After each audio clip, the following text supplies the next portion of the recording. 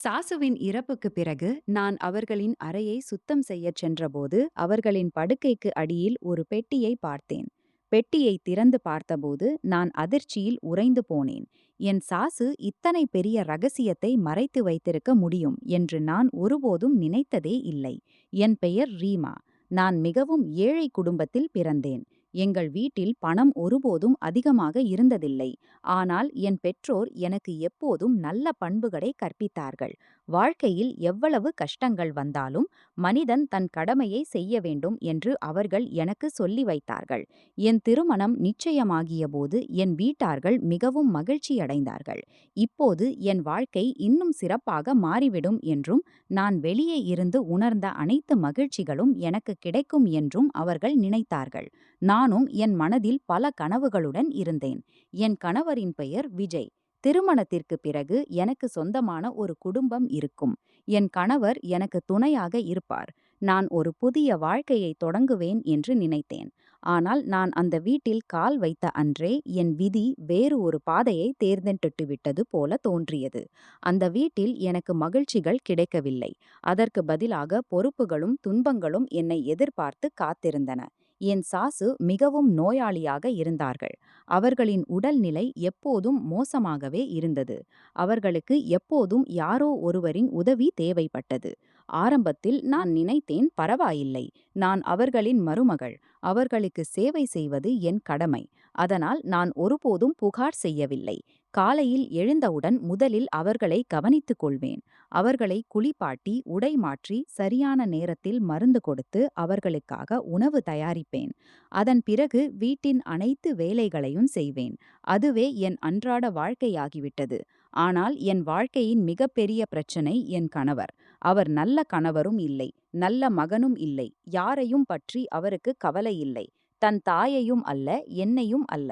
அவருக்கு தன் சுயநல மகிழ்ச்சிகளே முக்கியம். அவர் தவறான நண்பர்களுடன் சேர்ந்துவிட்டார். அவரது பழக்க வழக்கங்கள் மிகவும் மோசமாகிவிட்டதால் அவரை திருத்துவது கிட்டத்தட்ட சாத்தியமில்லை என்று தோன்றியது. அவருக்கு சூதாட்ட பழக்கம் இருந்தது.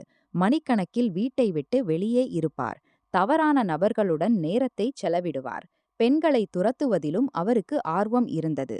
அக்கம் பக்கத்தில் அவரது நடத்தை பற்றி மக்கள் அடிக்கடி பேசுவார்கள். அதை கேட்டு எனக்கு மிகுந்த அவமானம் ஏற்படும். ஆனால் நான் யாரிடமும் எதையும் சொல்ல முடியவில்லை. திருமணத்திற்கு பிறகு அவர் மாறிவிடுவார் என்று நம்பினேன். ஆனால் ஒவ்வொரு நாளும் அவரது பழக்கங்கள் மேலும் மோசமாகவே ஆயின. என் சாசு அடிக்கடி அவருக்கு புத்திமதி சொல்வார்கள். ஆனால் அவர் அவர்களின் ஒரு வார்த்தையை கூட கேட்க மாட்டார். பின்னர் எனக்கு தெரிய வந்தது, அவர் திருமணத்திற்கு முன்பே கெட்டுப் போயிருந்தார். படிப்பதற்காக வெளியூர் ஹாஸ்டலில் தங்கியிருந்தபோது அவருக்கு சில நண்பர்கள் கிடைத்தார்கள். அவர்கள் அவரை தவறான பாதைக்கு தள்ளிவிட்டார்கள். ஆரம்பத்தில் என் சாசுக்கு இந்த விஷயங்கள் தெரியாது. தங்கள் மகன் படித்துக் கொண்டிருக்கிறார், தன் எதிர்காலத்தை உருவாக்கிக் கொண்டிருக்கிறார் என்று நினைத்தார்கள். ஆனால் மக்கள் அவரது நடத்தை பற்றி சொன்னபோது அவர்களின் இதயம் உடைந்து போனது. உடனே அவரை வீட்டிற்கு அழைத்து கொண்டார்கள். வீட்டின் சூழலில் இருந்தால் அவர் சீர்திருந்து விடுவார் என்று நம்பினார்கள். ஆனால் அப்படியொன்றும் நடக்கவில்லை. மாறாக வீட்டிற்கு திரும்பிய பிறகு அவருக்கு அதிக சுதந்திரம் கிடைத்தது. அவரது செயல்கள் இன்னும் அதிகரித்தன. அவர் நாள் முழுவதும் அலைந்து திரிவார். சில சமயம் சூதாட்டத்தில் பணத்தை இழந்து வருவார். சில சமயம் வேறு சிக்கல்களில் சிக்கிக் கொள்வார். என் சாசு இரவு முழுவதும் விழித்திருந்து அவருக்காக அழுவார்கள். தங்கள் மகன் எந்த பாதையில் போய்க் கொண்டிருக்கிறார் என்று கவலைப்படுவார்கள். பின்னர் அவர்கள் நினைத்தார்கள், ஒருவேளை திருமணம் அவரை பொறுப்புள்ளவனாக மாற்றிவிடும். குடும்ப பொறுப்பு தலையில் வந்தால் அவரே மாறிவிடுவார் என்று நம்பினார்கள். அந்த நம்பிக்கையில்தான் என் திருமணத்தை அவருடன் நடத்தி வைத்தார்கள். ஆனால் அவர்களின் நம்பிக்கை நிறைவேறவில்லை. திருமணத்திற்கு பிறகும் அவர் அப்படியே இருந்தார். மாறாக முன்பை விட இன்னும் பொறுப்பற்றவனாக ஆனார். இந்த நேரத்தில்தான் எங்கள் வாழ்க்கையில் இன்னொரு பெரிய பேரிடர் வந்தது. என் சாசுக்கு திடீரென்று பக்கவாதம் வந்தது. அன்று முழு வீடும் அதிர்ந்தது. இதுவரை எப்படியோ வீட்டை கவனித்துக் கொண்டிருந்தவர்கள் இப்போது தாங்களே படுக்கையில் விழுந்துவிட்டார்கள். அவர்களின் உடலின் ஒரு பகுதி செயல்படாமல் போய்விட்டது. ஒவ்வொரு சிறிய விஷயத்திற்கும் அவர்களுக்கு யாரோ ஒருவரின் உதவி தேவைப்பட்டது. அந்த நாளுக்கு பிறகு என் வாழ்க்கை முற்றிலும் மாறிவிட்டது. காலை முதல் இரவு வரை நான் அவர்களின் சேவையிலேயே ஈடுபட்டிருந்தேன். அவர்களை எழுப்பி உட்கார வைப்பது, உணவூட்டுவது, தண்ணீர் கொடுப்பது, மருந்து கொடுப்பது, உடை மாற்றுவது, அவர்களை கவனிப்பது, இதுவே என் வாழ்க்கையாகிவிட்டது. அடிக்கடி நள்ளிரவிலும் அவர்களுக்கு தேவைப்படும். நான் உடனே எழுந்து செல்வேன். ஏனென்றால் அவர்களுக்கு அவர்களைத் தவிர வேறு யாரும் இல்லை என்பதை நான் அறிவேன். என் கணவர் முற்றிலும் வேறு மாதிரியானவர். தன் தாயின் நிலையை பற்றியும் அவருக்கு எந்த கவலையும் இல்லை. அவர் அதிகாலையிலேயே வீட்டை விட்டு வெளியேறிவிடுவார். நள்ளிரவில் திரும்புவார். சில சமயம் பல நாட்கள் வீட்டிற்கு வரவே மாட்டார். திரும்பும் போதும் குடிபோதையில் இருப்பார். அவரால் வீட்டில் பணப்பற்றாக்குறை அதிகமாக ஆனது. ஏனென்றால் அவர் சரியான வேலை எதுவும் செய்யவில்லை. வீட்டில் இருந்த சிறிதளவு பணத்தையும் சூதாட்டத்தில் செலவழித்து விடுவார். நான் விரும்பினாலும் எதுவும் செய்ய முடியவில்லை. ஏனென்றால் என் முழு ஆற்றலும் நேரமும் சாசுவின் சேவையிலேயே செலவானது. அடிக்கடி நான் நாள் முழுவதும் சரியாக சாப்பிடவும் முடியாது. முதலில் அவர்களின் தேவைகளை பூர்த்தி செய்வேன். அவர்களின் முகத்தில் வலியை பார்த்தால் என் இதயம் நிறைந்துவிடும். அவர்கள் அடிக்கடி என் கையை பிடித்து அழுவார்கள். மகளே, உனக்கு நல்ல வீடு கிடைக்கும் என்று நினைத்தேன். ஆனால் நான் அறியாமலேயே உன் வாழ்க்கையை கெடுத்துவிட்டேன் என்பார்கள். அவர்களின் வார்த்தைகளை கேட்டு நான் மௌனமாக இருந்து விடுவேன். ஏனென்றால் இதில் அவர்களின் தவறும் இல்லை என்பதை நான் அறிவேன். அவர்களும் தங்கள் மகனால் பெரும் துன்பத்தை அனுபவித்துக் கொண்டிருந்தார்கள். சில சமயம் இரவில் என் அறைக்குச் சென்று தனியாக அழுவேன். என் பிறந்த வீடு நினைவுக்கு வரும். அங்கு வறுமை இருந்தாலும் மன அமைதி இருந்தது. இங்கு பெரிய வீடு இருந்தாலும் அமைதி இல்லை. ஒவ்வொரு நாளும் ஒரு புதிய பிரச்சனையை கொண்டு வரும். ஒவ்வொரு இரவும் சோர்வையும் சோகத்தையும் விட்டுச் செல்லும். ஆனாலும் நான் ஒருபோதும் என் கடமையிலிருந்து முகத்தை திருப்பவில்லை. நான் சாசுவுக்கு சேவை செய்து கொண்டே இருந்தேன். ஏனென்றால் நான் அவர்களை விட்டுவிட்டால் அவர்களுக்கு யாரும் மீதமிருக்க மாட்டார்கள் என்று தோன்றியது. மெல்ல மெல்ல என் உலகம் அவர்களின் அறைக்குள்ளேயே சுருங்கிவிட்டது. அதுவே என் காலை, அதுவே என் மாலை, அதுவே என் வாழ்க்கை ஆனது. என் கணவர் தன் சுயநலத்தில் மூழ்கி இருந்தார். தன் தாய் என்ன நிலையில் இருக்கிறார், தன் மனைவி என்ன கஷ்டங்களை அனுபவிக்கிறார் என்பதை பற்றி சிறிதும் கவலைப்படவில்லை. நான் ஒவ்வொரு நாளும் ஒரு நாள் எல்லாம் சரியாகிவிடும், ஒரு நாள் என் உழைப்பும் பொறுமையும் பலன் தரும் என்று நினைத்து கொண்டே வாழ்ந்து கொண்டிருந்தேன். ஆனால் அதுவரை என் வாழ்க்கை வெறும் பொறுப்புகளும் போராட்டங்களுமே ஆகிவிட்டது. நான் தோற்றத்தில் மிகவும் அழகாக இருந்தேன். அதனால்தான் அக்கம் பக்கத்து பெண்கள் அடிக்கடி என்னை பார்த்து பேசுவார்கள். நான் சாசுவுக்காக மருந்து வாங்கவோ வீட்டு வேலைக்காகவோ வெளியே சென்றால் சில பெண்கள் என்னை பார்த்து சொல்வார்கள், ரீமா போன்ற பெண் எல்லாருக்கும் கிடைப்பதில்லை. இத்தனை அழகு, இத்தனை உழைப்பு, இத்தனை பொறுமை. ஆனால் இவளுடைய விதிதான் மோசம். யாரோ கண் திருஷ்டி போட்டுவிட்டார்கள். சில பெண்கள் என் முன்னாலேயே வருத்தம் தெரிவிப்பார்கள். பாருங்கள், திருமணம் செய்து வந்தபோது எப்படி மலர்ந்திருந்தாள். இப்போது பாருங்கள், 25 வயதிலேயே 40 வயதுக்கு தோன்றுகிறாள். பகலும் இரவும் நோயாளியான சாசுவுக்கு சேவை செய்து கொண்டே இருக்கிறாள். எங்கும் சுற்றித் திரிய முடியாது, மகிழ்ச்சி இல்லை, ஓய்வு இல்லை என்பார்கள். அவர்களின் வார்த்தைகளை கேட்டு எனக்கு மிகவும் மோசமாக தோன்றும். வெளியில் புன்னகை காட்டுவேன், ஆனால் உள்ளே உடைந்து போவேன். மெல்ல மெல்ல எனக்கும் தோன்றத் தொடங்கியது, உண்மையிலேயே என் விதி மோசமாக இருக்கலாம். மேலே உள்ளவர் என் பங்கில் மகிழ்ச்சியை விட அதிக துன்பங்களை எழுதி வைத்திருக்கலாம். என் கணவர் என் இருப்பை பற்றியே அக்கறை காட்டவில்லை. சில சமயம் வீட்டிற்கு வருவார், சில சமயம் பல நாட்கள் காணாமல் போவார். திரும்பும்போது புதிய சண்டை, புதிய சாக்கு அல்லது புதிய நாடகத்துடன் வருவார். அவரது நடத்தையில் என் மீது ஒருபோதும் அன்பு இல்லை, ஒருபோதும் சொந்த உணர்வு இல்லை. நான் எப்போதும் நினைத்திருந்தேன், திருமணத்திற்கு பிறகு என் கணவர் என் நண்பனாக இருப்பார். என் மகிழ்ச்சியையும் துன்பத்தையும் புரிந்து கொள்வார். சில சமயம் என் கையை பிடித்து சந்தைக்கு அழைத்துச் செல்வார். எனக்காக வளையல்கள் வாங்குவார். சில சமயம் திருவிழாவுக்கு அழைத்துச் செல்வார். காரணம் இல்லாமலேயே புன்னகைத்து என்னுடன் பேசுவார். ஆனால் என் அனைத்து கனவுகளும் கனவுகளாகவே இருந்துவிட்டன. அவர் வீட்டில் இருந்தாலும் என்னுடன் நேருக்கு நேர் பேச மாட்டார். தன் மனைவியைப் போல அல்ல, அந்நியனைப் போல நடந்து கொள்வார். ஒரு நாள் அக்கம் பக்கத்து பெண் ஒருவர் மூலம் எனக்கு தெரிய வந்தது, என் கணவர் கிராமத்திற்கு வெளியே உள்ள வயல்களில் வேறு ஒரு பெண்ணுடன் பிடிபட்டிருக்கிறார். மக்கள் அவரை பார்த்தபோது அவரை கடுமையாக திட்டினார்கள். யாரோ அவமானப்படுத்துங்கள் என்றார்கள். யாரோ அவரது நோயாளியான தாயை நினைவுபடுத்தினார்கள். ஆனால் அவருக்கு எந்த வார்த்தையும் பற்றியும் கவலையில்லை. இந்த செய்தி என் காதில் விழுந்தபோது யாரோ என் மார்பில் கத்தி குத்திவிட்டது போல தோன்றியது. நீண்ட நேரம் நான் எதுவும் பேசவே முடியவில்லை. என் கண்களிலிருந்து தானாகவே கண்ணீர் வழிந்தது. திருமணத்திற்கு பிறகும் ஒரு மனிதன் இத்தனை இழிவான செயலை செய்ய முடியும் என்று நான் நினைக்கவே முடியவில்லை. அவர் என்னை நேசிக்காவிட்டாலும் குறைந்தபட்சம் திருமண உறவின் மரியாதையாவது வைத்திருப்பார் என்று நினைத்திருந்தேன். ஆனால் அவர் எல்லா எல்லைகளையும் தாண்டிவிட்டார்.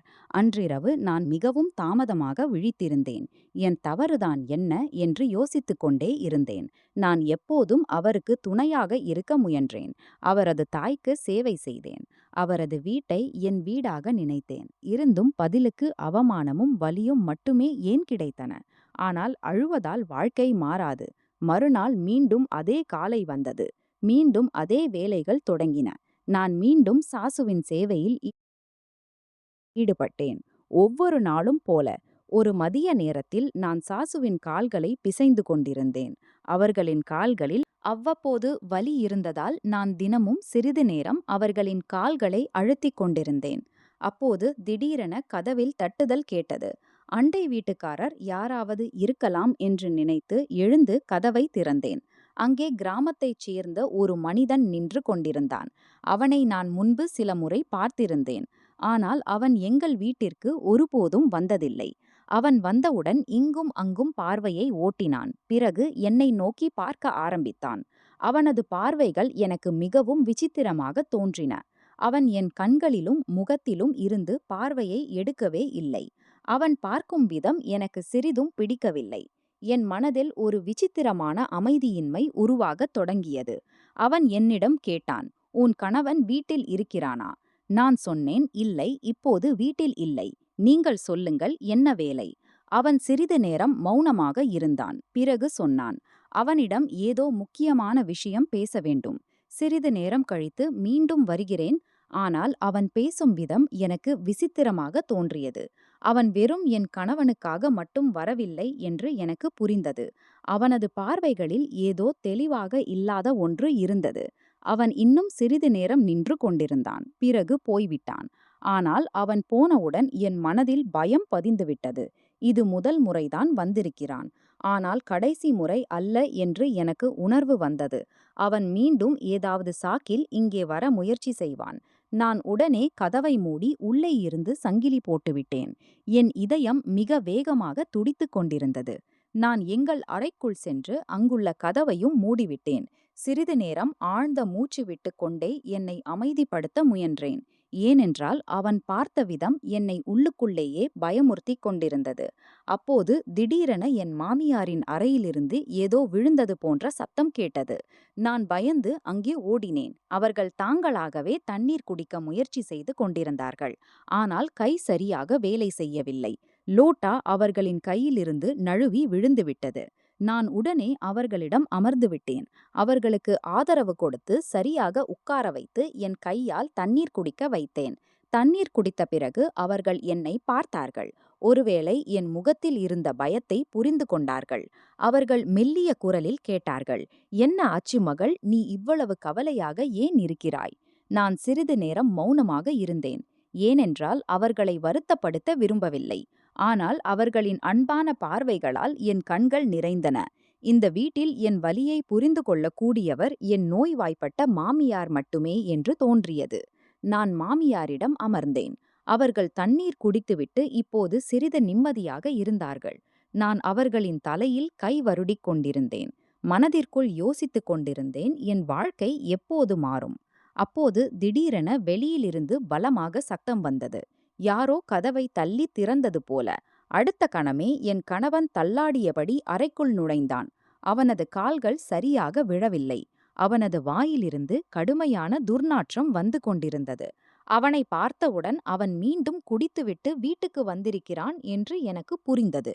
அவனது முகத்தில் கோபம் இருந்தது. கண்கள் சிவந்திருந்தன. வந்தவுடன் தன் தாயார் முன் நின்று பெரும் சத்தமாக கத்தினான்.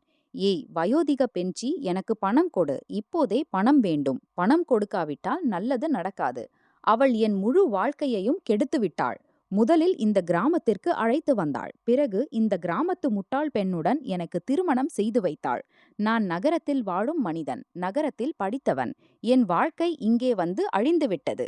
அவனது வார்த்தைகளைக் கேட்டு என் இரத்தம் கொதித்தது. ஆனால் நான் மௌனமாக இருந்தேன். ஏனென்றால் குடிபோதையில் அவன் எதையும் செய்யலாம் என்று எனக்குத் தெரியும். என் மாமியார் அவனது வார்த்தைகளைக் கேட்டு துக்கத்தால் நிறைந்து விட்டார்கள்.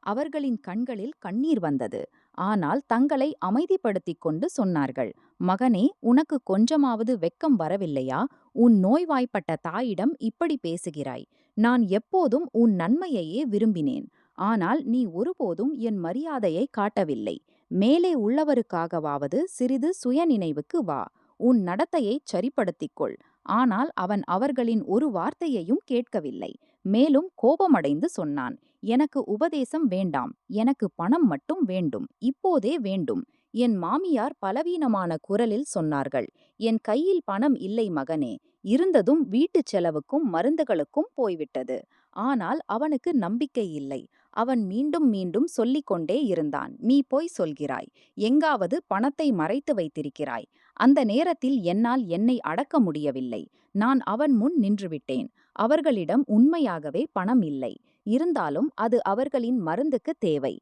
"நீ ஏன் அவர்களை துன்புறுத்துகிறாய்?" என்றேன். என் வார்த்தைகளை கேட்டவுடன் அவன் என்னை கோபமாக பார்த்தான். நான் பெரிய எதிரி போல. அவன் என் கையை பிடித்து ஒரு பக்கம் தள்ளிவிட்டான். நான் தள்ளாடி பின்னால் சென்றேன். ஆனாலும் நான் தைரியத்தை இழக்கவில்லை. மீண்டும் அவன் முன் நின்றுவிட்டேன். என் மாமியார் மீண்டும் மீண்டும் அவனை தடுத்து கொண்டிருந்தார்கள். ஆனால் அவன் மீது எந்த விளைவும் இல்லை. அவன் நேராக அவர்களின் படுக்கை அருகில் சென்று தலையணையின் கீழ் வைத்திருந்த பழைய பணப்பையை எடுத்துக்கொண்டான். என் மாமியார் பயந்து சொன்னார்கள், "வேண்டாம் மகனே, அப்படி செய்யாதே. அதில் என் சிகிச்சைக்கான பணம் இருக்கிறது." ஆனால் அவன் அவர்களின் வார்த்தைகளை கேட்காமல் செய்துவிட்டான். அவன் பணப்பையை திறந்து பணத்தை தேட ஆரம்பித்தான். நீண்ட நேரம் அவனுக்கு ஒன்றும் கிடைக்கவில்லை. ஆனால் சில நோட்டுகள் தெரிந்தன. ஒருவேளை என் மாமியார் தங்கள் மருந்துகளுக்கும் தேவைகளுக்கும் சேமித்து வைத்திருந்தார்கள். அவன் உடனே அந்த பணத்தை எடுத்துக்கொண்டான். என் மாமியாரின் கண்களில் இருந்து கண்ணீர் வழிந்தது. அவர்கள் நடுங்கும் குரலில் சொன்னார்கள், "மகனே, இதை எடுத்துச் செல்லாதே. எனக்கு மருந்து வாங்க வேண்டும்." ஆனால் அவனது இதயத்தில் சிறிதளவு கருணையும் இல்லை. அவன் பணத்தை தன் பைக்குள் போட்டுக்கொண்டு சொன்னான், "என் கையில் பணம் வந்ததும் திருப்பித் தருகிறேன். நாங்கள் இருவரும் நன்றாக அறிந்திருந்தோம். அது ஒருபோதும் நடக்காது." அவன் ஒரு முறை கூட பின்னால் திரும்பி பார்க்காமல் கோபத்தில் கொதித்தபடி அங்கிருந்து வெளியேறினான். அவன் போன பிறகு அறையில் சில கணங்கள் முழு அமைதி நிலவியது. என் மாமியார் விம்மி விம்மி அழத் தொடங்கினார்கள். நான் அவர்களை தேற்றிக் கொண்டிருந்தேன். என் கண்ணீரும் நிறுத்தப்படவில்லை. ஆனால் அந்த நேரத்தில் நான் அவர்களுக்காக வலுவாக இருக்க வேண்டியிருந்தது.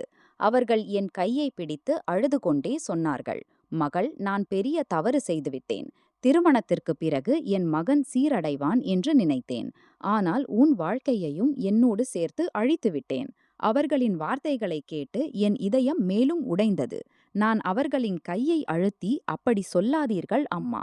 உங்கள் தவறு ஒன்றும் இல்லை. நடக்க வேண்டியது நடந்துவிட்டது. இனி நீங்கள் உங்களை வருத்தப்படுத்தாதீர்கள். நான் இருக்கிறேன் உங்களுடன்" என்றேன். இதை சொல்லும்போது என் இதயத்தில் எவ்வளவு வலி இருந்தது என்பதை நான் மட்டுமே அறிவேன்.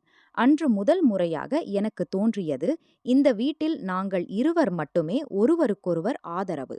ஒரு நோய்வாய்ப்பட்ட தாய், ஒரு உடைந்த மருமகள், அவர்களுக்கு வலி கொடுப்பதில் யாரும் குறைவில்லாமல் இருந்தார்கள். வரப்போகும் நாட்களில் என் வாழ்க்கையில் இதைவிட பெரிய புயல் வரப்போகிறது என்பதை நான் சிறிதும் யூகிக்கவில்லை. ஒரு நாள் நான் வீட்டு வேலைகளில் மூழ்கியிருந்தேன். காலையிலிருந்தே துடைப்பது, பாத்திரங்கள், சமைப்பது என்று வேலை செய்து கொண்டிருந்தேன். என் மாமியார் தங்கள் அறையில் ஓய்வெடுத்துக் கொண்டிருந்தார்கள். நான் வேக வேகமாக வேலைகளை முடித்துக் கொண்டிருந்தேன். அப்போது திடீரென கதவில் தட்டுதல் கேட்டது. அந்த சத்தத்தை கேட்டவுடன் என் கைகள் நின்றுவிட்டன. என் மனதில் ஏதோ விசித்திரமான பயம் உருவாகியது. நான் மெதுவாக ஜன்னல் அருகில் சென்று வெளியே பார்த்தேன். என் இதயம் துடித்து நின்றது. வெளியே அதே மனிதன் நின்று கொண்டிருந்தான். சில நாட்களுக்கு முன்பு என் கணவனை தேடி வந்தவன். என்னை விசித்திரமான பார்வைகளால் பார்த்தவன். நான் சிறிது நேரம் அங்கேயே நின்றேன். பிறகு தைரியத்தை திரட்டி கதவை திறந்தேன். கதவு திறந்தவுடன் அவன் மெல்லிய புன்னகையுடன் சொன்னான், "அடையாளம் தெரிந்துவிட்டதா? நான் தான் அன்றைக்கு வந்தவன். உன் கணவன் வீட்டில் இருக்கிறானா?" நான் உடனே சொன்னேன், "இல்லை, இப்போது வீட்டில் இல்லை. உங்களுக்கு ஏதாவது முக்கியமான வேலை இருந்தால் என்னிடம் சொல்லுங்கள். நான் அவனிடம் சொல்லிவிடுகிறேன். அவன் தலையை அசைத்து, இல்லை, நான் அவனிடம்தான் பேச வேண்டும். பரவாயில்லை, நான் சிறிது நேரம் கழித்து மீண்டும் வந்துவிடுகிறேன். அப்போது கிடைக்கலாம் என்றான். இவ்வளவு சொல்லிவிட்டு அவன் சில கணங்கள் என்னை பார்த்து கொண்டே இருந்தான். பிறகு சொன்னான், ஆனால் போவதற்கு முன் உன்னிடம் ஒரு விஷயம் சொல்ல வேண்டும். அவனது இந்த வார்த்தையை கேட்டவுடன் என் முகம் வெளுத்துப் போனது. என் கைகள் நடுங்கத் தொடங்கின. இப்போதே கதவை மூடிவிட வேண்டும் என்று தோன்றியது. ஆனால் அவன் வேகமாக சொன்னான், முதலில் என் வார்த்தையை கேள். நான் மௌனமாக இருந்தேன். அவன் சொன்னான், நீ மிகவும் அழகானவள். இந்த சிறிய வீட்டிலும் இந்த துயரமான வாழ்க்கையிலும் இருக்க நீ பிறக்கவில்லை. என்னுடன் வா. நான் உனக்கு பணம் தருகிறேன், வசதி தருகிறேன். நீ ஒருபோதும் கனவிலும் காணாத வாழ்க்கையை தருகிறேன். அவனது வாயிலிருந்து இந்த வார்த்தைகளை கேட்டவுடன் என் இரத்தம் கொதித்தது. எனக்கு அவ்வளவு கோபம் வந்தது. என்னால் என்னை அரிதாகவே அடக்க முடிந்தது. நான் கடுமையான குரலில் சொன்னேன், கவனம், இனிமேல் இப்படிப்பட்ட வார்த்தைகளை பேசினால் நீங்கள் என்னை என்னவென்று நினைத்து கொண்டிருக்கிறீர்கள். நான் திருமணமானவள். என் கணவன் எப்படி இருந்தாலும் அவன் என் கணவன். நான் அவனுக்கு ஒருபோதும் துரோகம் செய்ய மாட்டேன். உங்கள் வார்த்தைகளிலும் வரமாட்டேன். இன்று முதல் இப்படிப்பட்ட வார்த்தைகளை பேச முயற்சி கூட செய்யாதீர்கள். என் வார்த்தைகளை கேட்டவுடன் அவனது முகம் இறங்கிவிட்டது. ஆனால் அவனது கண்களில் இன்னும் ஒரு விசித்திரமான பாவம் இருந்தது. நான் ஒரு கணம் கூட வீணாக்காமல் அவனது முகத்தின் மேல் கதவை மூடிவிட்டேன். கதவை மூடியவுடன் என் கைகளும் கால்களும் நடுங்கத் தொடங்கின. என் இதயம் மிக வேகமாக துடித்துக் கொண்டிருந்தது. நான் நேராக சமையலறைக்கு ஓடினேன். பானையிலிருந்து தண்ணீர் எடுத்து ஒரு கிளாஸ் நிரப்பிக் குடித்தேன். நீண்ட நேரம் அங்கேயே நின்று என்னை அமைதிப்படுத்த முயன்றேன். மெதுவாக என் பயம் குறைந்தது.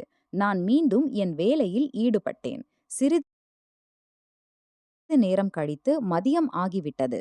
நான் மாமியாருக்கு உணவு கொடுக்க வேண்டியிருந்தது. அவர்களின் அறை பக்கம் சென்றேன். ஆனால் அறைக்குள் நுழைந்தவுடன் நான் நின்றுவிட்டேன். ஏனென்றால் அங்கே ஒரு மனிதன் உட்கார்ந்திருந்தான். அவனை நான் முன்பு ஒருபோதும் பார்த்ததில்லை. நான் குழப்பத்துடன் மாமியாரிடம் கேட்கத் தொடங்கினேன். அம்மா, இவர் யார்? அப்போது அவர்கள் சிரித்துக்கொண்டே சொன்னார்கள், மகள், இவர் என் சகோதரன். இவருக்காக சிறிது தேநீர் மற்றும் சிற்றுண்டி தயார் செய்துவிடு.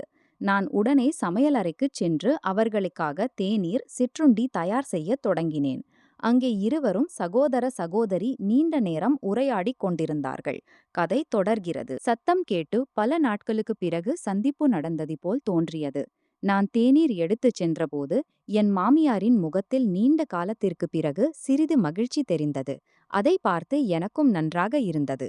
சிறிது நேரம் கழித்து அவர்களின் சகோதரர் போக ஆரம்பித்தார். அப்போது திடீரென்று என் கணவர் வீட்டிற்கு வந்துவிட்டார். அவர் வெளியிலிருந்தே தன் மாமாவை போகும்போது பார்த்துவிட்டார். உள்ளே வந்தவுடன் அவரது கண்களில் பேராசை தெளிவாக தெரிந்தது. அவர் நேராக தன் அம்மாவின் அறைக்குள் புகுந்து வந்தவுடனே கத்தினார், முதியவளே, உன் சகோதரன் வந்திருந்தான் என்று எனக்கு தெரியும். அவன் மிகவும் பணக்காரன் என்று தெரியும். நீயும் பணக்கார குடும்பத்திலிருந்து வந்தவள். எனக்குச் சொல், எவ்வளவு பணம் கொடுத்து போனான்? சீக்கிரம் எடுத்து எனக்குக் கொடு. அவரது சத்தம் மிகவும் உரத்ததாக இருந்ததால் நான் பயந்துவிட்டேன். என் மாமியார் அவரை புரிய வைக்க முயன்றார். மகனே, உன் மாமா வெறும் சந்திக்க வந்திருந்தார். அவர் எந்த பணமும் கொடுக்கவில்லை என்று சொன்னார். ஆனால் அவர் அவர்களின் ஒரு வார்த்தையையும் கேட்கவில்லை. அறையில் இங்கும் அங்கும் பொருட்களை தூக்கி எறிந்து தேடத் தொடங்கினார். சில நேரம் அலமாரியை திறந்தார். சில நேரம் படுக்கையை துழாவினார். சில நேரம் பழைய தகர பெட்டிகளை கவிழ்த்தார். ஆனால் எங்கும் ஒன்றும் கிடைக்கவில்லை. அதனால் மேலும் கோபமடைந்து தன் அம்மாவை திட்டினார். அவரது வார்த்தைகளை கேட்டு என் கண்களிலிருந்து கண்ணீர் வடிந்தது. ஆனால் நான் எதுவும் செய்ய முடியவில்லை. நீண்ட நேரம் இரைச்சல் செய்த பிறகு அவர் கோபத்துடன் வீட்டை விட்டு வெளியேறினார். அவர் போன பிறகு அறையில் மீண்டும் அமைதி நிலவியது. நான் என் மாமியாரிடம் சென்று அவரை தாங்கி உட்கார வைத்தேன். அவர் மிகவும் வருத்தமாக இருந்தார். அவரது கண்களில் கண்ணீர் இருந்தது. அவர் என் கையை பிடித்து மெல்லிய குரலில் சொன்னார், மகளே, இது என் சகோதரன். நாங்கள் மிகவும் நல்ல, மகிழ்ச்சியான குடும்பத்திலிருந்து வந்தவர்கள். உன் மாமனார் பணக்காரர் இல்லை, ஆனால் மிகவும் நேர்மையான, உழைக்கும் மனிதர். அவருடைய நேர்மையை பார்த்துதான் நான் அவருடன் திருமணம் செய்தேன். உழைப்பால் வரும் வருமானத்தில்தான் உண்மையான மகிழ்ச்சி இருக்கும் என்று நினைத்தேன். என் முடிவால் மகிழ்ச்சியாகவும் இருந்தேன்.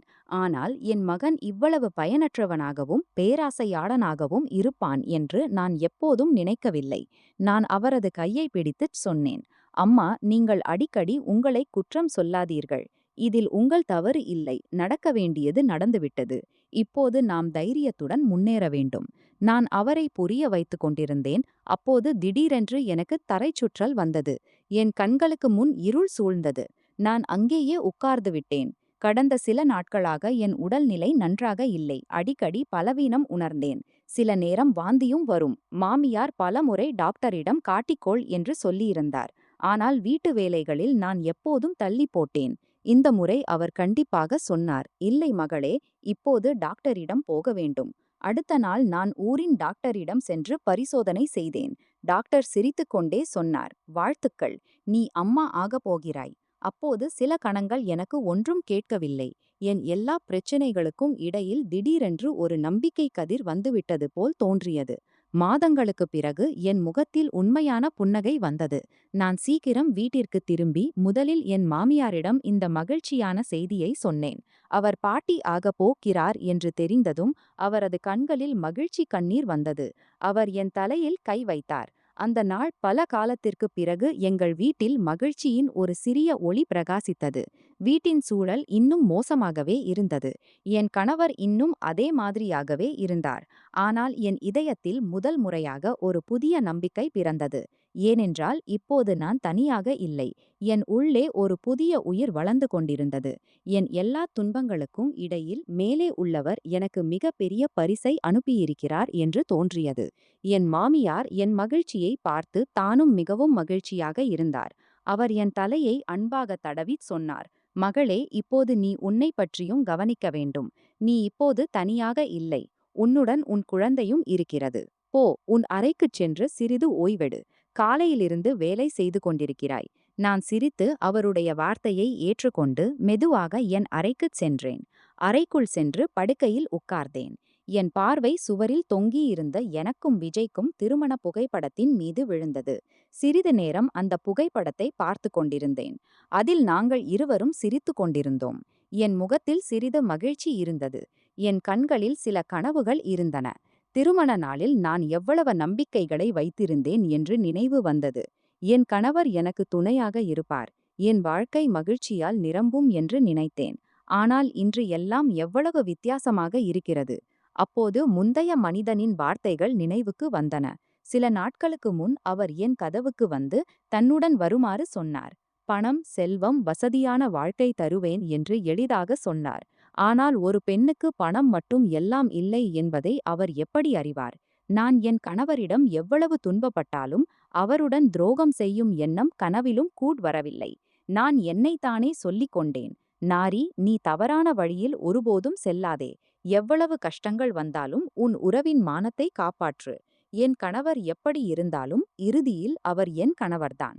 ஒரு நாள் அவர் நிச்சயம் மாறுவார். ஒரு நாள் தன் தவறை உணர்ந்து என் அன்பையும் என் விசுவாசத்தையும் புரிந்து கொள்வார். இந்த எண்ணங்களில் மூழ்கியிருந்தேன். அப்போது நினைவு வந்தது, இன்னும் விஜய்க்கு மிகப்பெரிய மகிழ்ச்சியான செய்தியை சொல்லவில்லை. அவர் தந்தை ஆகப் போகிறார் என்பது அவருக்கு இன்னும் தெரியாது. இந்த எண்ணம் வந்ததும் என் முகத்தில் புன்னகை வந்தது. நான் என் வயிற்றின் மீது கையை வைத்து மனதில் நினைக்கத் தொடங்கினேன். இந்த செய்தி அவருக்கு தெரிந்தால் அவர் எவ்வளவு மகிழ்ச்சியடைவார். ஒருவேளை முதல் முறையாக அவருக்கு ஏதாவது பொறுப்புணர்வு வரலாம். இந்த குழந்தை வரும் செய்தியை கேட்டு அவர் தன் எல்லா கெட்ட பழக்கங்களையும் விட்டுவிட்டு நல்ல கணவராக, நல்ல தந்தையாக மாறலாம். நான் மனதில் பல்வேறு மகிழ்ச்சிகளை நெய்து கொண்டிருந்தேன். மெதுவாக இரவு வந்தது. அவன் வீடு திரும்புவதற்காக காத்திருக்க ஆரம்பித்தாள். பலமுறைக்குப் பிறகு கதவின் சத்தம் கேட்டது. விஜய் வீட்டுக்கு வந்துவிட்டான். எப்போதும் போல் கால்கள் தள்ளாடின. அவன் வாயிலிருந்து துர்நாற்றம் வந்தது. ஆனால் அப்போதும் கூட அவன் முகத்தில் ஒரு நல்ல தந்தையின் நம்பிக்கையை தேட முயன்றேன். முதலில் அவனுக்கு தண்ணீர் கொடுத்தேன். பிறகு உணவு பரிமாறினேன். அவன் மௌனமாக சாப்பிடத் தொடங்கினான். இன்றே சரியான நேரம் என்று நினைத்தேன். அவன் பக்கத்தில் உட்கார்ந்தேன். என் இதயம் மிக வேகமாக துடித்துக் கொண்டிருந்தது. பயமும் இருந்தது, மகிழ்ச்சியும் இருந்தது. இறுதியில் தைரியம் செய்து மெல்லிய குரலில் சொன்னேன், உங்களிடம் ஒரு முக்கியமான விஷயம் சொல்ல வேண்டும். அவன் என்னை பார்க்காமலேயே கேட்டான், என்ன விஷயம்? நான் சிரித்துக்கொண்டே சொன்னேன், நீங்கள் தந்தை ஆகப் போகிறீர்கள், நான் தாய் ஆகப் போகிறேன். என் வார்த்தைகளை கேட்டபின் அவன் முகத்தில் மகிழ்ச்சியை எதிர்பார்த்து காத்திருந்தேன். ஆனால் அடுத்த கணமே நடந்தது என் எல்லா நம்பிக்கைகளையும் உடைத்தது. திடீரென்று அவன் என்னை பார்த்தான். ஆனால் அவன் கண்களில் மகிழ்ச்சி இல்லை, கோபம் இருந்தது. அவன் முகம் உடனே வாடிப்போனது. கோபத்துடன் சொன்னான், "இது என்ன அபத்தம் பேசுகிறாய்? ஒரு பாரம் குறைவாக இருந்ததா, இன்னொன்று வரப்போகிறதா?" அவன் இந்த வார்த்தைகளை கேட்டதும் யாரோ என் மார்பின் மேல் ஒரு கல்லை வைத்துவிட்டார் போல் உணர்ந்தேன். சில கணங்கள் அவனை உற்று பார்த்து கொண்டிருந்தேன். ஒரு தந்தை ஆகப்போகும் செய்தியைக் கேட்டு இப்படி பேச முடியும் என்று நம்பவே முடியவில்லை. அவன் மகிழ்ச்சியடைவான், சிரிப்பான், என்னிடம் ஏதாவது கேட்பான் என்று நினைத்திருந்தேன். ஆனால் அவன் என் குழந்தையின் இருப்பையே பாரம் என்று சொல்லிவிட்டான். இவ்வளவு சொல்லிவிட்டு என்னை விட்டு முகத்தை திருப்பி பக்கவாட்டாக படுத்து கொண்டான். நான் ஏதோ பயனற்ற விஷயம் சொல்லிவிட்டதைப் போல. அறையில் அமைதி பரவியது. நான் அங்கேயே உட்கார்ந்திருந்தேன். கண்களில் கண்ணீர் நிறைந்தது. அவற்றை அடக்க விரும்பினேன், ஆனால் முடியவில்லை. என் எல்லா மகிழ்ச்சிகளும் ஒரு கணத்தில் சிதறிப் போயின. ஒரு நாள் முழுவதும் உற்சாகத்துடன் சொல்ல நினைத்த அந்த செய்தி எனக்கு வேதனையாக மாறிவிட்டது. மெல்ல எழுந்து அறையின் மூலையில் போய் உட்கார்ந்தேன். கண்களில் இருந்து தொடர்ந்து கண்ணீர் வழிந்தது. என் குழந்தை வருவதற்கு முன்பே தன் தந்தைக்கு பாரமாக எப்படி மாறிவிட்டது என்று யோசித்துக் கொண்டிருந்தேன். நான் யாருக்கு என்ன தீங்கிழைத்தேன்? ஒவ்வொரு மகிழ்ச்சிக்கும் பதிலாக துன்பம் மட்டுமே கிடைக்கிறது. நீண்ட நேரம் அழுது கொண்டிருந்தேன். ஆனால் விஜய் ஒருமுறை கூட திரும்பி பார்க்கவில்லை. ஒருமுறை கூட நீ ஏன் அழுகிறாய் என்று கேட்கவில்லை. அன்று இரவு நான் சிறிதும் தூங்கவில்லை. என் வயிற்றின் மேல் கையை வைத்துக்கொண்டு உலகம் என்ன சொன்னாலும், அவன் தந்தை அவனை பாரம் என்று நினைத்தாலும், எனக்கு என் குழந்தைதான் என் வாழ்க்கையின் மிகப்பெரிய மகிழ்ச்சி. எந்த விலையை கொடுத்தாலும் அதை பாதுகாப்பேன். அது வந்த செய்தியை கேட்டதும் அதன் தாயின் இதயம் எத்தனை துண்டுகளாக உடைந்தது என்பதை ஒருபோதும் உணரவிடமாட்டேன் என்று மட்டும் யோசித்துக் கொண்டிருந்தேன். அன்று இரவு என் கண்களில் இருந்து கண்ணீர் வழிந்தவாறே இருந்தது. என் மனதில் இருந்த இன்னொரு நம்பிக்கையும் என்றென்றும் உடைந்து போனது. மெதுவாக வீட்டின் நிலைமை இன்னும் மோசமாகிக் கொண்டிருந்தது. வீட்டில் வைத்திருந்த மளிகை பொருட்கள் தீர்ந்து போகத் தொடங்கின. சில சமயம் மாவு குறைவாக இருக்கும், சில சமயம் தாள் தீர்ந்துவிடும். பலமுறை நான் சரியாக சாப்பிடாமல் இருப்பேன். என் மாமியாருக்கும் என் வயிற்றில் வளரும் குழந்தைக்கும் ஏதாவது மீதம் இருக்கட்டும் என்பதற்காக. என் மாமியாரின் உடல்நிலையும் நாளுக்கு நாள் மோசமாகிக் கொண்டிருந்தது. அவர்களின் மருந்துகளுக்கான செலவு அதிகரித்துக் கொண்டிருந்தது. வீட்டில் சம்பாதிப்பவர் யாருமில்லை. விஜய்க்கு வீட்டின் பொறுப்புகளுடன் எந்த தொடர்பும் இல்லை.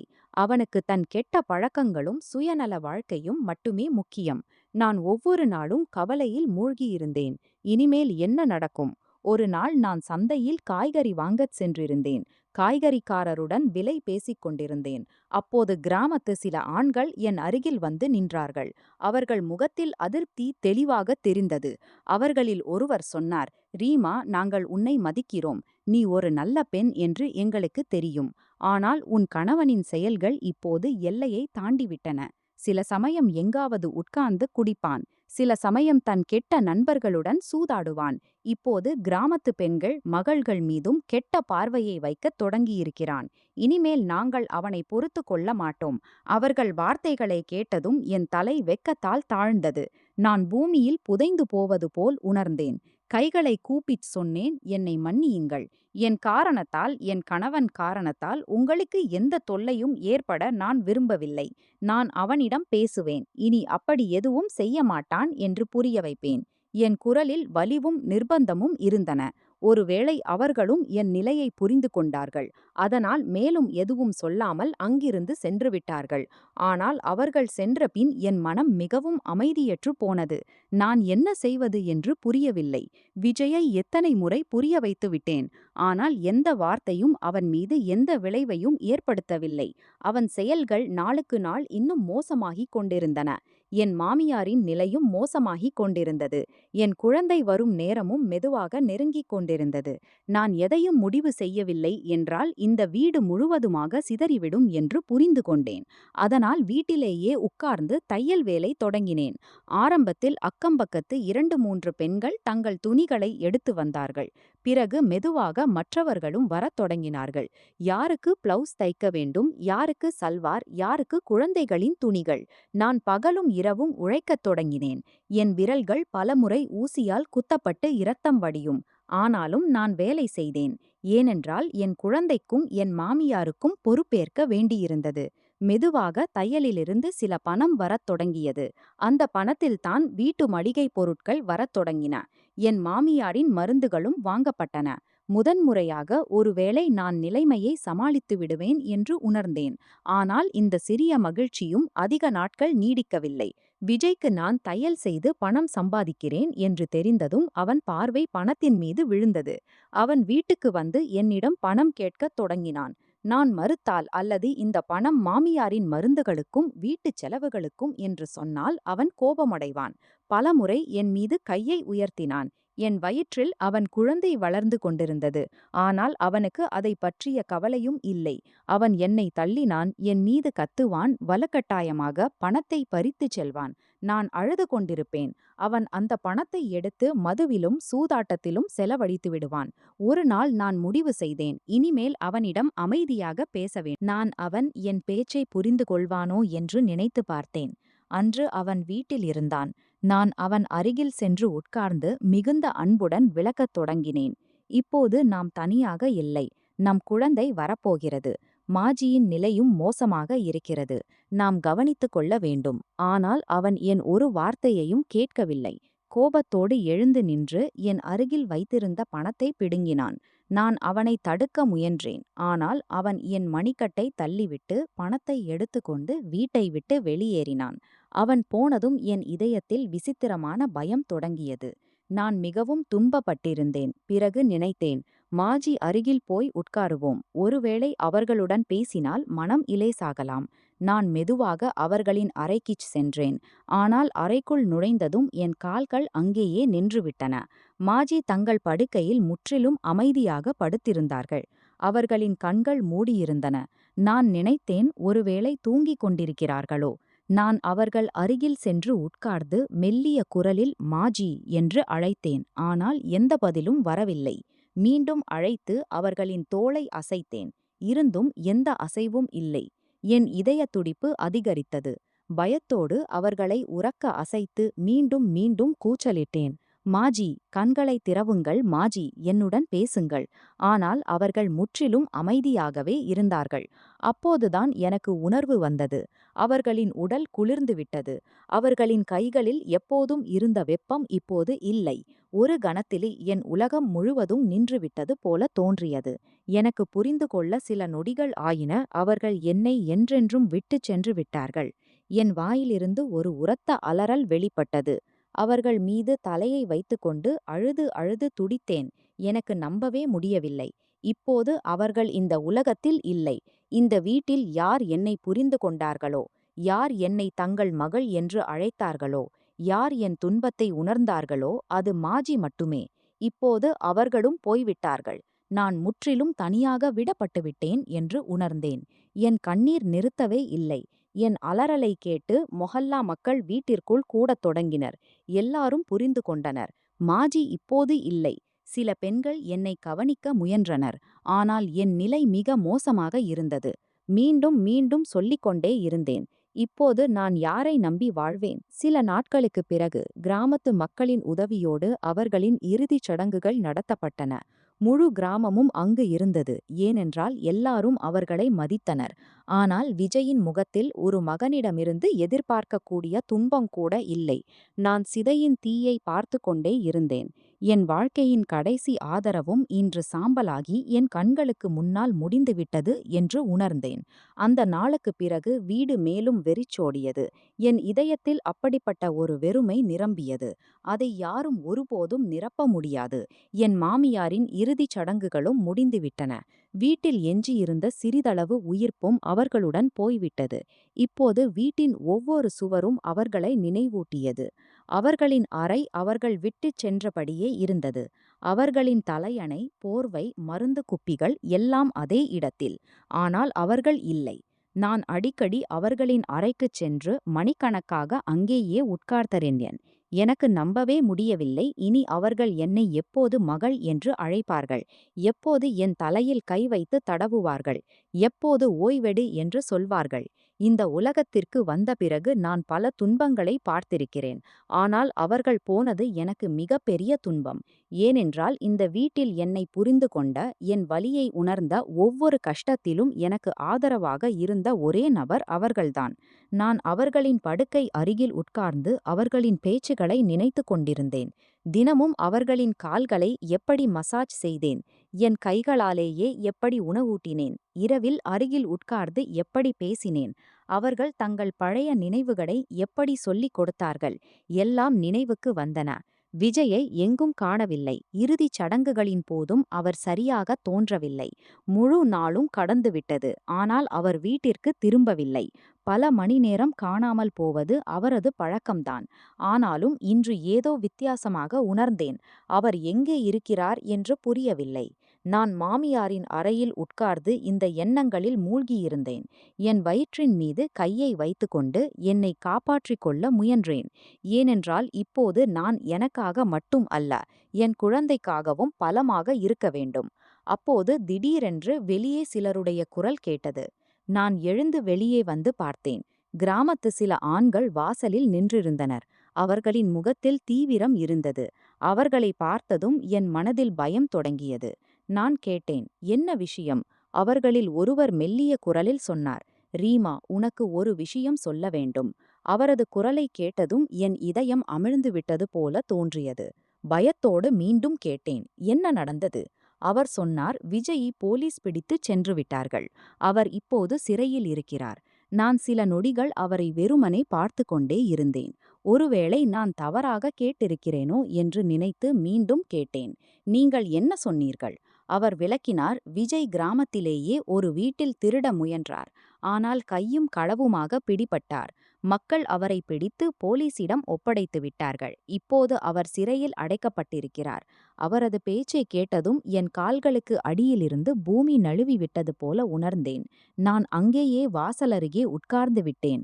என் காதுகளில் அவரது வார்த்தைகள் எதிரொலித்து கொண்டே இருந்தன. நான் நினைத்து கூட பார்த்திருக்கவில்லை விஜய் இவ்வளவு தாழ்ந்து போவான் என்று. அவன் சூதாட்டம் ஆடுகிறான், தவறான நண்பர்களுடன் சுற்றுகிறான், பல தவறான செயல்களையும் செய்கிறான் என்பதை நான் அறிவேன். ஆனால் திருட்டு வரை போய்விடுவான் என்று ஒருபோதும் நினைத்திருக்கவில்லை. பணத்தின் ஆசை அவனுக்குள் அவ்வளவு அதிகரித்துவிட்டது. இப்போது நல்லது கெட்டது என்ற வேறுபாடு கூட அவனுக்கு தெரியவில்லை. அவன் தொடர்ந்து ஒரு தவறை பின் ஒரு தவறாக செய்து கொண்டே இருந்தான். ஒவ்வொரு முறையும் முன்பை விட மேலும் கீழே விழுந்து கொண்டிருந்தான். என் கண்களில் கண்ணீர் வழிந்தது. ஆனால் இந்த முறை அந்த கண்ணீரில் துன்பம் மட்டும் இல்லை, வெட்கமும் இருந்தது, கோபமும் இருந்தது, உடைந்த உணர்வும் இருந்தது. அவன் தன் மானத்தை மட்டும் அல்ல, என் மானத்தையும் தூளில் கலந்துவிட்டான் என்று உணர்ந்தேன். கிராமத்து மக்கள் ஏற்கனவே அவனது நடத்தையால் கடைபடைந்திருந்தனர். இப்போது திருட்டு செய்தி முழு கிராமத்திலும் பரவிவிட்டது. மக்கள் என்னவெல்லாம் பேசுவார்கள் என்று நினைத்தால் என் இதயம் வெட்டப்படுவது போல இருந்தது. அதைவிட பெரிய துன்பம், எத்தனை ஆண்டுகளாக நான் அவன் சீர்திருந்து விடுவான் என்ற நம்பிக்கையில் உட்கார்ந்திருந்தேனோ அந்த மனிதன் ஒவ்வொரு நாளும் மேலும் அழிந்து கொண்டே இருந்தான். நான் எத்தனை முறை அவனுக்கு புரிய வைத்தேன், எத்தனை முறை வேண்டினேன், நீ மாறிவிடு, இப்போது நம் குழந்தை வரப்போகிறது என்று.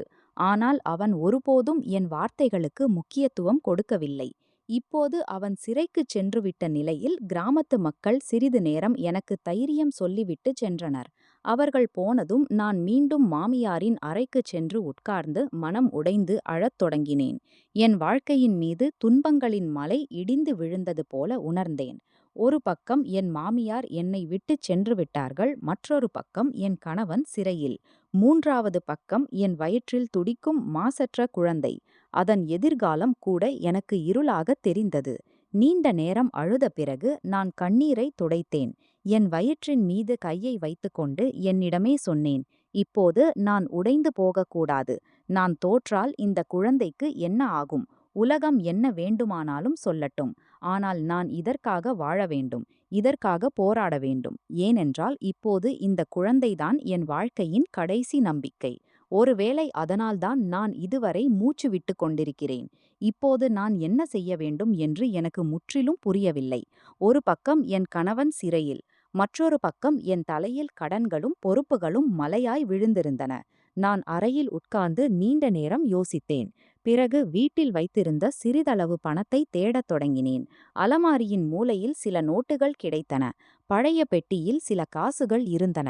ஆனால் அந்த பணத்தால் எதுவும் ஆகப் போவதில்லை. மீண்டும் மீண்டும் கணக்கு போட்டு பார்த்தேன். ஒவ்வொரு முறையும் ஏமாற்றமடைந்தேன். கடைசியில் சோர்ந்து மீண்டும் மாமியாரின் அறைக்குச் சென்றேன். அறைக்குள் கால் வைத்ததும் என் கண்கள் நிறைந்தன. அவர்களின் நினைவு இன்னும் ஒவ்வொரு மூலையிலும் வசித்துக் கொண்டிருந்தது. நான் மெதுவாக சுற்றிலும் பார்த்தேன். ஒருவேளை எங்காவது சிறிது பணம் வைத்திருப்பார்களோ எனக்கு தெரியாமல். அப்போது என் பார்வை படுக்கையின் கீழ் வைத்திருந்த ஒரு பழைய பெட்டியின் மீது விழுந்தது. நான் அதை முன்பும் பலமுறை பார்த்திருந்தேன். ஆனால் ஒருபோதும் கவனம் செலுத்தியதில்லை. நான் அதற்கு முன்னால் உட்கார்ந்து பார்த்து கொண்டிருந்தேன். என் மனதில் கேள்விகள் எழுந்தன. இதில் உள்ளே என்ன இருக்கும்? உடனே என் மனம் என்னை தடுத்துச் சொன்னது. நாரி, யாரும் போன பிறகு அவர்களின் பொருட்களை இப்படி திறப்பது சரியல்ல. ஆனால் பிறகு நினைத்தேன், நிலைமை மிக மோசமாக இருக்கிறது. ஒருவேளை ஏதாவது தேவையான பொருள் கிடைக்கலாம். நீண்ட நேரம் தயக்கத்தில் உட்கார்ந்திருந்தேன். கடைசியில் தைரியம் செய்து அதன் பூட்டை உடைத்துவிட்டேன். பெட்டி திறந்ததும் என் மூச்சு நின்றுவிட்டது. உள்ளே இருந்ததை பார்த்ததும் என் கண்கள் ஆச்சரியத்தால் விரிந்தன. அங்கே பல தங்க ஹார்கள் வைக்கப்பட்டிருந்தன. பல வளையல்கள், வீட்டிகள் மற்றும் பிற விலையுயர்ந்த நகைகள் மிகவும் பாதுகாப்பாக வைக்கப்பட்டிருந்தன. நான் சில நொடிகள் அவற்றை வெறுமனே பார்த்து கொண்டே இருந்தேன். பிறகு என் பார்வை ஒரு பக்கத்தில் வைக்கப்பட்டிருந்த காகிதங்களின் மீது சென்றது. அவற்றை எடுத்து படிக்கத் தொடங்கினேன். அவை நிலம் மற்றும் சொத்து தொடர்பான ஆவணங்கள் என்று தெரிந்தது. நான் திகைத்து போனேன். அப்போது எனக்கு மாமியாரின் வார்த்தைகள் நினைவுக்கு வந்தன. அவர்கள் எத்தனை முறை சொல்லியிருந்தார்கள், தங்கள் பிறந்த வீடு மிகவும் செல்வ செழிப்பான குடும்பத்திலிருந்து வந்தது என்றும் அவர்களின் சகோதரரும் மிகவும் பணக்காரர் என்றும். இப்போது எனக்கு புரிந்தது, ஒருவேளை அவர்களின் சகோதரர்தான் இவை அனைத்தையும் கொடுத்திருக்கலாம். அவர்களோ அதை எல்லாரிடமிருந்தும் மறைத்து வைத்திருந்தார்கள். ஒருவேளை அவர்களுக்கு பயம் இருந்திருக்கலாம், விஜய்க்கு இது தெரிந்துவிட்டால் எல்லாவற்றையும் விற்று அழித்து விடுவான் என்று. ஏனென்றால் அவர்கள் தங்கள் மகனின் ஆசைகளையும் பழக்கங்களையும் நன்றாக அறிந்திருந்தார்கள். நான் நீண்ட நேரம் அந்த நகைகளையும் ஆவணங்களையும் பார்த்து கொண்டே இருந்தேன். பிறகு ஒரு கணம் என் மனதில் எண்ணம் வந்தது. ஏன் நான் இவற்றில் சிலவற்றை விற்று விஜயை சிறையிலிருந்து விடுவித்துவிடக் கூடாது? எப்படியும் அவர் என் கணவன்தானே. ஆனால் அடுத்த கணமே மாமியாரின் முகம் நினைவுக்கு வந்தது. அவர்கள் இவை அனைத்தையும் ஏதோ காரணத்திற்காக பாதுகாத்து வைத்திருந்தார்கள் என்று உணர்ந்தேன். நான் அவர்களின் நம்பிக்கையை உடைக்கக்கூடாது. இன்று இவை அனைத்தையும் செலவழித்துவிட்டால் வருங்காலத்தில் என் குழந்தையின் ஆதரவும் முடிந்துவிடும் என்று நினைத்து ஆழ்ந்த மூச்சை இழுத்து எல்லா ஆபரணங்களையும் காகிதங்களையும் அதேபோல் பெட்டியில் வைத்துவிட்டு அதை மூடிவிட்டேன். அதன் பிறகு கிராமத் தலைவர் சர்பஞ்ச் அருகில் சென்றேன். அவருக்கு எல்லாவற்றையும் சொல்லி மிகவும் வேண்டிக் கொண்டேன். பலமுறை விளக்கிய பிறகு அவர் என் மீது நம்பிக்கை வைத்து எனக்கு சிறிது பணம் கடன் கொடுத்தார். அந்த பணத்தை எடுத்துக்கொண்டு நான் போலீஸ் நிலையத்திற்கு சென்று எல்லா முறைப்படி முடித்து விஜயை விடுவித்துக் கொண்டேன். அவர் சிறையிலிருந்து வெளியே வந்தபோது அவரது முகத்தில் முன்பு போல் அக்கறையின்மை இல்லை. அவர் அமைதியாக என் பின்னால் நடந்து வந்தார். தனது நிலையை பற்றி அவருக்கு வெட்கமாக இருப்பது போல் தெரிந்தது. வழியெல்லாம் கிராமத்து மக்கள் எங்களை பார்த்து கொண்டே இருந்தனர். சிலர் கிண்டல் செய்தனர், பாருங்கள் எப்படிப்பட்ட பெண் இவள், இத்தனை நடந்த பின்னும் தன் கணவனை விடுவிக்க வந்துள்ளாள் என்று சிலர் சொன்னார்கள். இப்படிப்பட்ட மனிதனை சிறையிலேயே அழுக விட்டிருக்க வேண்டும் என்று சிலர் சொன்னார்கள். இவன் ஒருபோதும் சீரடைய மாட்டான் என்றும் சிலர் சொன்னார்கள். அவர்களின் வார்த்தைகள் என் இதயத்தை கிழித்து கொண்டிருந்தன. ஆனால் நான் யாருக்கும் பதில் சொல்லவில்லை. அமைதியாக முன்னேறினேன். அப்போதுதான் முதன்முறையாக விஜயின் முகம் வெட்கத்தால் நிறைந்திருப்பதைக் கண்டேன். அவரது கண்கள் தாழ்ந்திருந்தன. யாருடைய கண்களிலும் கண் வைத்து பார்க்க முடியவில்லை. ஒருவேளை முதன்முறையாக தனது செயல்களின் உணர்வு அவருக்கு ஏற்பட்டிருக்கலாம். அல்லது கிராமத்தாரின் வார்த்தைகள் அவரது இதயத்தில் பதிந்திருக்கலாம். நாங்கள் இருவரும் எதையும் பேசாமல் வீடு திரும்பினோம். வீடு வந்ததும் அவர் நேராக உள்ளே சென்று விட்டார். இந்த முறை அவர் சத்தம் போடவில்லை, பணம் கேட்கவில்லை, எந்த கொந்தளிப்பும் செய்யவில்லை. அவர் அமைதியாக ஒரு மூலையில் அமர்ந்து விட்டார். நான் தூரத்தில் நின்று அவரை பார்த்து கொண்டிருந்தேன். என் மனதில் ஒரு விசித்திரமான நம்பிக்கை எழுந்தது. இதுதான் நான் இத்தனை ஆண்டுகளாக எதிர்பார்த்த மாற்றமா? சிறையில் கழித்த சில நாட்கள் அவருக்கு தனது தவறை உணர்த்திவிட்டதா? நான் ஒன்றும் அறியவில்லை. ஆனால் அன்றைய தினம் அவரது முகத்தில் நான் கண்ட வெட்கத்தை முன்பு ஒருபோதும் பார்த்ததில்லை. நீண்ட காலத்திற்கு பிறகு என் இதயத்தில் ஒரு சிறிய நம்பிக்கை மலர்ந்தது. ஒருவேளை எல்லாம் மோசமாக முடியவில்லை. ஒருவேளை என் வாழ்க்கையில் இருளுக்குப் பிறகு எங்காவது ஒளியின் ஒரு கதிர் இன்னும் மீதமுள்ளது. விஜய் உண்மையிலேயே மாறிவிட்டிருந்தார். இப்போது அவர் முன்பு போல் இல்லை. நாட்கள் செல்லச் செல்ல என் நம்பிக்கை மேலும் உறுதியாயிற்று. அவர் தினமும் காலையில் சீக்கிரம் எழுந்து கடின உழைப்பு செய்து மாலையில் நேராக வீடு திரும்பினார். இப்போது அவருக்கு தன் குடும்பத்தின் மீது கவலை இருந்தது. மிகவும் மகிழ்ச்சியான விஷயம் என்னவென்றால் அவர் தந்தையாக போகிறார் என்பது. அவர் கிராமத்து சந்தையில் ஒரு சிறிய துணிக்கடை திறந்தார். ஆரம்பத்தில் வேலை கொஞ்சம் மெதுவாக நடந்தது. ஆனால் அவர் உழைப்பை விடவில்லை. மெதுவாக அவரது கடை நடக்கத் தொடங்கியது. மக்கள் அவரிடம் வாங்க வரத் தொடங்கினர். மறுபுறம் நான் தையல் வேலை செய்து கொண்டிருந்தேன். முன்பு போலவே சுற்றுப்புற பெண்கள் என்னிடம் துணிகளை தைக்க கொண்டு வந்தனர். இப்போது எங்கள் வீட்டில் மெதுவாக மகிழ்ச்சிகள் திரும்பத் தொடங்கின. மிக பெரிய விஷயம் என்னவென்றால் எங்களுக்கு இடையே இப்போது மரியாதையும் அன்பும் இருந்தன. அவை முன்பு ஒருபோதும் இல்லை. அம்மாவின் பெட்டியிலிருந்து கிடைத்த ஆபரணங்களையும் சொத்து காகிதங்களையும் நாங்கள் அதேபோல் பாதுகாத்து வைத்துவிட்டோம். அவற்றிலிருந்து எதையும் செலவு செய்யவில்லை. ஏனென்றால் அவை அம்மாவின் கடைசி நினைவு சின்னங்கள். அவரது அமானிதம் என்று எங்களுக்கு தோன்றியது. அவர் பாதுகாத்து வைத்தது போலவே அவை பாதுகாப்பாக இருக்க வேண்டும். பலமுறை கஷ்டங்கள் வந்தன.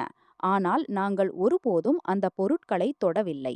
ஏனென்றால் அம்மாவின் ஆசீர்வாதங்களே எங்களுக்கு மிகப்பெரிய செல்வம் என்று எங்களுக்கு தோன்றியது. காலம் மெதுவாக கழிந்தது. பின்னர் நாங்கள் இருவரும் ஆவலுடன் எதிர்பார்த்த அந்த நாள் வந்துவிட்டது. சிறிது காலத்திற்கு பிறகு நான் ஒரு மிகவும் அழகான மகளை பெற்றெடுத்தேன். மருத்துவர் முதன்முறையாக அவளை என் மடியில் வைத்தபோது என் கண்களிலிருந்து மகிழ்ச்சியின் கண்ணீர் வழிந்தோடியது. எங்கள் மகளுக்கு அஞ்சலி என்று பெயர் வைத்தோம். அஞ்சலியின் வருகையால் எங்கள் வீட்டின் மகிழ்ச்சிகள் மிகவும் அதிகமாகிவிட்டன. ஆனால் மிகவும் மாறியவர் விஜய். அவர் முதல் முறையாக தன் மகளை மடியில் எடுத்தபோது அவளை பார்த்தபடியே இருந்தார். அவரது கண்களில் இருந்து கண்ணீர் வழிந்தது. அவரது உதடுகள் நடுங்கின. அவர் அவளுடைய சிறிய சிறிய விரல்களை மீண்டும் மீண்டும் முத்தமிட்டுக் கொண்டே இருந்தார். அந்த நேரத்தில் அவரது முகத்தில் நான் கண்ட அன்பை அதற்கு முன் நான் எப்போதும் கண்டதில்லை.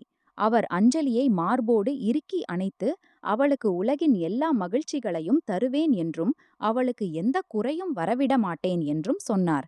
அன்றைய தினம் நான் அவரை பார்த்தபடியே இருந்து சிந்தித்துக் கொண்டே இருந்தேன். இவர்தானா அந்த மனிதர்? யாருக்கு நான் எப்போதும் பயந்தேன்? யார் எனக்கு துக்கத்தை தவிர வேறு எதையும் கொடுத்ததில்லை? ஆனால் இப்போது அவர் முழுவதுமாக மாறிவிட்டார். ஒருவேளை இதுவே வாழ்க்கையின் மிகப்பெரிய அற்புதம். அஞ்சலி வந்த பிறகு எங்கள் வீடு உண்மையிலேயே வீடு போல தோன்றத் தொடங்கியது. அவளுடைய சிரிப்பால் ஒவ்வொரு மூலையும் மலர்ந்தது. அவள் வளர வளர எங்கள் வாழ்க்கையில் மேலும் நிறங்கள் நிரம்பத் தொடங்கின. விஜய் கடையிலிருந்து திரும்பியதும் முதலில் அவளை மடியில் எடுத்துக்கொண்டு அவளுடன் விளையாடுவார். சில சமயம் அவளுக்காக சந்தையில் இருந்து பொம்மைகள் கொண்டு வருவார்.